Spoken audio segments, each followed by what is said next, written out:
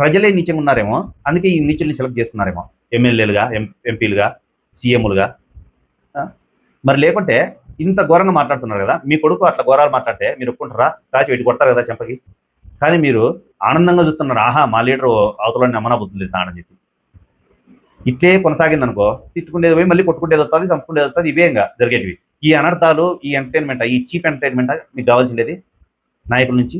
ఒకరినొకరు తీవ్ర స్థాయిలో విమర్శించుకోవడం, దూషించుకోవడం, ఇది తప్ప ఏమన్నా ఉందా? పోనీ ఇంతమంది కొట్లాడతారు కదా, ఏ ఒక్కడన్నా సరే రుజువులు ఇచ్చి వాడిని జైలుకి పంపించారా? మన సంఘటన జరిగింది, తోపుదుర్తి ప్రకాష్ రెడ్డిది, ఎంఎస్ రాజుది, పరిటాల రవి, వీళ్ళంతా కొట్లాడుతున్నారు ముగ్గురు. వాళ్ళు ఏమన్నా ఒకరి మీద ఒకరు కేసులు పెట్టారా? మరి విచారించవచ్చు కదా. ఇప్పుడు తోపుదుర్తి ప్రకాష్ రెడ్డి గారు అవినీతి చేశారని చెప్పారు పరిటాల శ్రీరామ్ గారు, మరి ఆయన జైలుకి పంపించినచ్చు కదా. పంపిలే. ఎందుకంటే వీళ్ళ అవినీతి వాళ్ళకి తెలుసు, వాళ్ళ అవినీతి వీళ్ళకి తెలుసు, ఈ ఎంఎస్ రాజు కూడా తెలుసు వీళ్ళిద్దరు అవినీతి. ఈ ముగ్గురు అవినీతి పరులే అని నాకు అనిపిస్తుంది. ఎందుకంటే కొట్లాడి ఇన్నాళ్ళైంది, ఇంకా అయిపోయా నోటికి వచ్చినట్టు బూతులు తిట్టుకోవడం, కొట్టుకుంటామని చెప్పుకోవడం, బెదిరించుకోవడం, కార్యకర్తలు రండి అని పిలిచడం, వీళ్ళని టీడీపీ వాళ్ళు పిలిచడం కొడదాం పండని, వాళ్ళు కొడతారు రండి అని చెప్పడం, ఇదే అయిపోయింది. మరి ఎందుకు మీరు అడగరు? ఎంటర్టైన్మెంట్ అయిపోయింది, అయిపోయా. ఒక్కరన్నా లోపలికి వెళ్ళాలి కదా. మరి అంత ఒకవేళ ఆరోపణలు చేశారు, ఆరోపణలు చేసి నిరూపించ చేయలేకపోతే ఆరోపణలు చేసినోడే పనికి మాలాడని కదా అర్థము. వీళ్ళు ముగ్గురు ఆరోపణలు చేస్తున్నారు, మరి ఒకడన్నా జైలుకి పోయినాడా? పోలే. ఇదంతా చూసేమనుకుంటారు, ఆ టీడీపీ ఛానల్ ఫాలో అవుతుంటారు కదా, వాళ్ళంతా పరిటాల శ్రీరామ్ బాగా మాట్లాడా, ఎంఎస్ రాజు బాగా మాట్లాడా, బాబా భలే మాట్లాడే మా నాయకుడు అవతల నాయకుడిని, ఇదే కదా. ఏదో వాడంతా వేస్ట్ కాదు అనుకుంటారు, మీరు అట్లే కదా మాట్లాడేది, వాళ్ళంతా వేస్ట్. ఇట్లా ఇంకా వైసీపీ వాళ్ళు ఇద్దరిని అసలు బాగా మాట్లాడా మా ప్రకాష్ అన్న అని చెప్పి మీరు ఇట్లా ఎగ్జాంపుల్ చెప్తున్నా వీళ్ళ పేర్లు. చాలా మంది ఉన్నారు, ప్రతి ఒక్క నియోజకవర్గంలో ఇదే ఉండేది పంచాయతీ.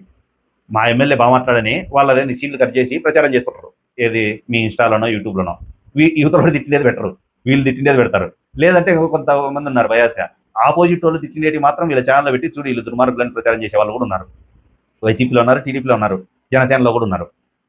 ఇట్లా అయిపోయింది. అంటే మిమ్మల్ని మ్యానిపులేట్ చేస్తారని మీకు కూడా తెలుసు, మీరు కూడా ఎంజాయ్ చేస్తున్నారు, కామెంట్ చేస్తున్నారు. ఎందుకు ఇదంతా? ఇప్పటికైనా అర్థం చేసుకోండి. ఈ మూడు పార్టీలని తరిమేయకుంటే, లేదా కుదిరితే మార్చండి, చెప్పి చూడండి. వీళ్ళు వింటారనే నమ్మకం మాత్రం నాకు లేదు. ఈ మూడు పార్టీలు మాత్రం తరిమేయాల్సిందే. ఈ కుల రాజకీయాలు, మత రాజకీయాలని మన రాష్ట్రం నుంచి తరిమేయకుంటే మరింత దౌర్భాగ్య స్థితిలోకి దిగజారడం తప్ప ఇంకోటి ఉండదు. మన సౌత్ ఇండియాలో మిగతా అన్ని రాష్ట్రాల కంటే మనం తక్కువగానే ఉన్నాం అభివృద్ధిలో. నైతిక విలువలు లేవు, చాలా తక్కువ ఉన్నాయి మన స్టేట్లో.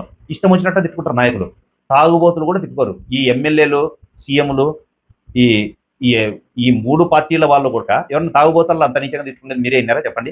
వాళ్ళు తిట్టుకుంటారు, ఇంత నీచంగా తిట్టుకోరు. అంటే తాగుబోతుల కంటే ఘోరమైన వాళ్ళకి మీరు అధికారం ఇచ్చారు, ఎమ్మెల్యేలని, సీఎంలని ఆపోజిషన్లో పెట్టారు మీరు.